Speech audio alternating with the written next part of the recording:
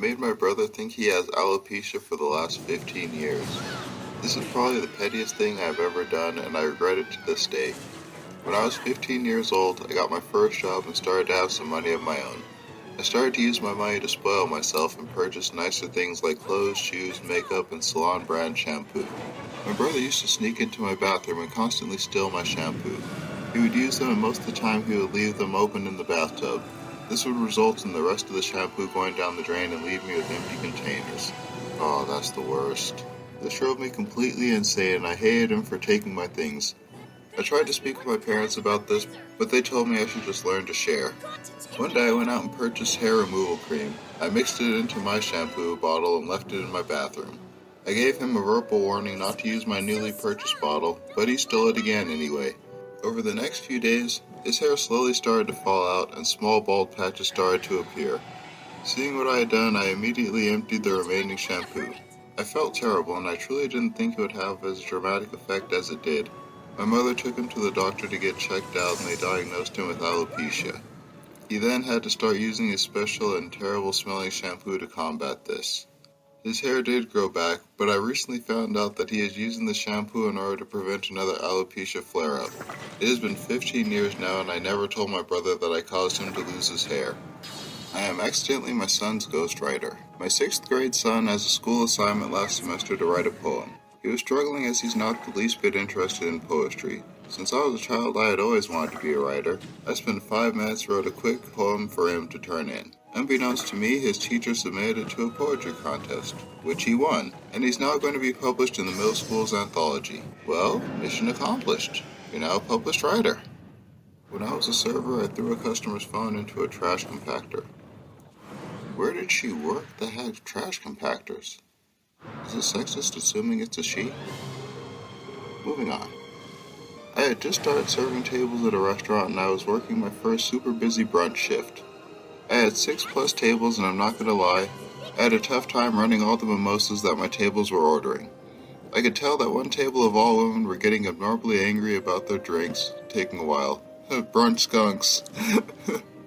I apologized for the delay and made a joke about it being an especially busy shift. I ordered them a round of drinks on me to smooth the situation over. When I walked away, one lady murmured under her breath that I was an incompetent Let's stop there. It's common for people to treat servers like crap, but this was the first time I had ever experienced being spoken to like I was garbage. I shook it off and continued to be nice to them, but it only got worse from there. They started to laugh at me and talk crap about me to one another. They told me that my future career looked pretty bleak considering I couldn't even serve tables. When I took their food order, one woman refused to speak to me. She just stared at me while her friend ordered for her. By now I'm pissed. I asked her why she felt the need to have her friend order for her. She laughed in my face, looked down at the menu and said, "Because I was a dumb little bitch." Wow. They sound like a bunch of bitches.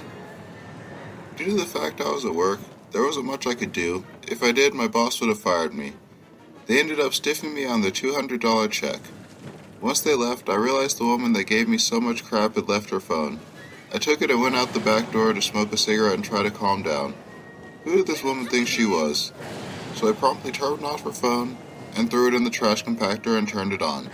She came back minutes later and asked multiple staff members if we found it. I told her that I didn't see it when I busted the table and that I would call her if it turned up. I never told anyone, but I never regretted doing it either. When you treat people like crap, expect crappy things to happen to you. Well, that was a clear and concise ending. Couldn't have said it better myself. I pretended I was selling something on Craigslist and got 2 strangers to meet awkwardly. Years ago, I made a new email address and got 2 potential buyers for a PlayStation that I was pretending to sell. I confirmed a date and time with both of them, decided on a mall near a certain store, and asked what they'd be wearing so I could find them. I gave them each other's descriptions for myself, then went and hung out.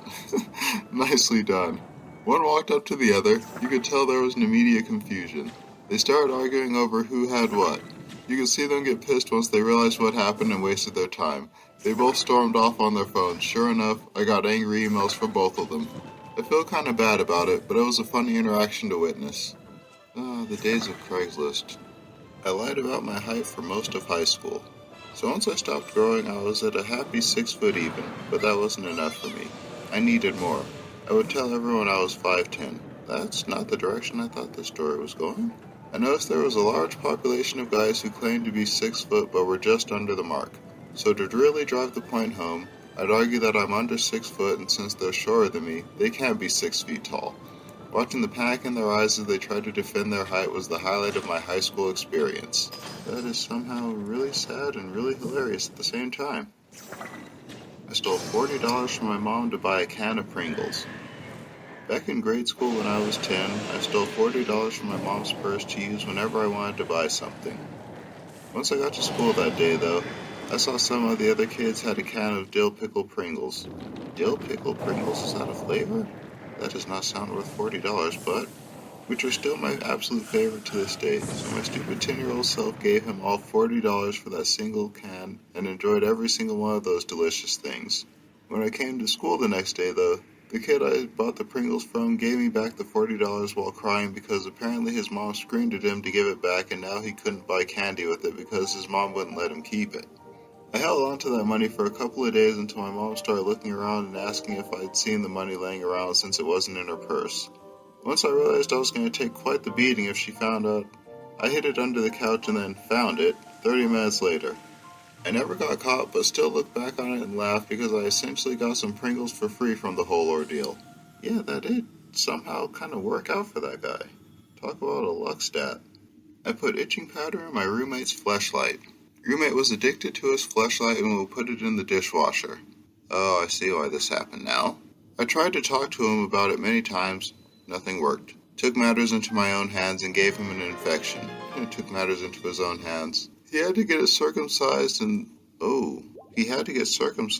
thinks it's because of the dishwasher soap or salt. Whoa, that got dark.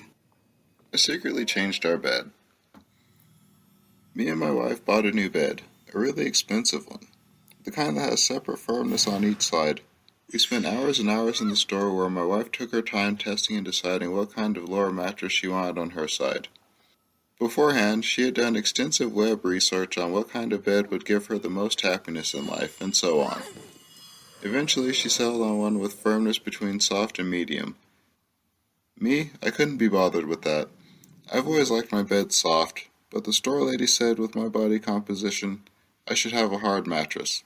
So during a brief brain fart, I chose that. Without laying on it or testing in the store or nothing. Next morning, I knew I had effed up. The $2,000 bed I'd bought felt just awful. Even worse, when installing it, I'd taken the plastic wrapping off the lower mattresses so I couldn't return them. The solution? While my wife was at work, I flipped the bed 180 degrees so that now I have the soft mattress and she has the concrete slab. There are 2 additional full-width thick mattresses on top of those, so it's not immediately noticeable. Wait, what? 2 additional full-width thick mattresses on top of those 2 mattresses. It's got like 4 mattresses? This was 5 years ago. I've slept like a baby ever since. My wife apparently still has not noticed. At least she hasn't said anything. And she seems to sleep well. She must never know, though. Yeah, she probably knows. And she's probably been poisoning your food.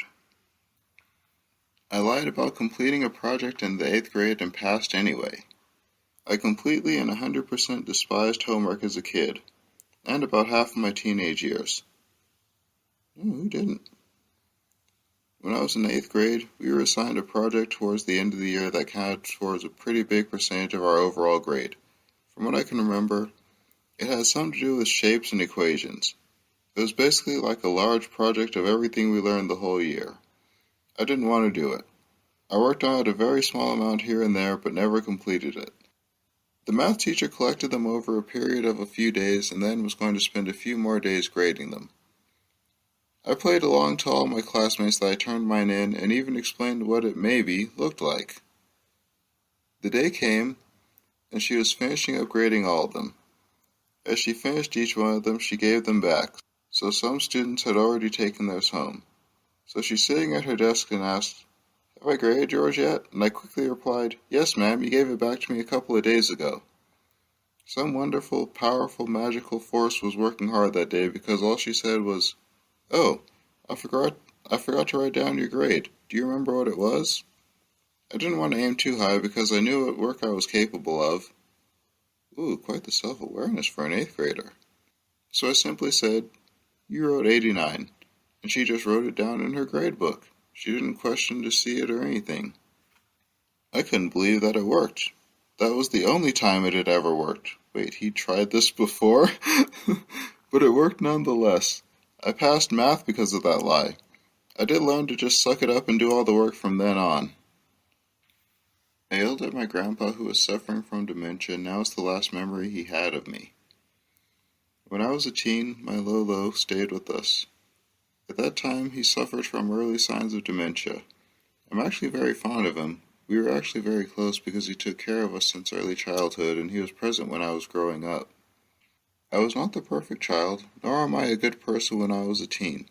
I often lose my temper over the simplest things. Since my grandpa was suffering dementia, he often repeated things like topics, questions, etc. I was busy at something back then, and my grandpa asked me for the 5th time when dinner would be ready. I easily lost my temper and yelled at him. I remember the words I said that I would end up regretting forever. I remember saying, "Lolo, for the last time, it's too effing early. Why can't you effing understand?" I saw and felt the emotion he just felt and immediately said sorry. For the first time I saw my grandpa in tears and he said sorry for having dementia. A couple of months later, his dementia worsened to Alzheimer's, and the first time I saw him again, I saw his repulsed look and reaction. The same one I saw that day I yelled at him. And every time we would visit, I would always be welcomed by that same emotion from him. I hate my teen self for being a self-absorbed douchebag. My grandpa died last year and I'm the only one he never mentioned by name in his will. Oh, those moments you can't ever take back. That's a sad one.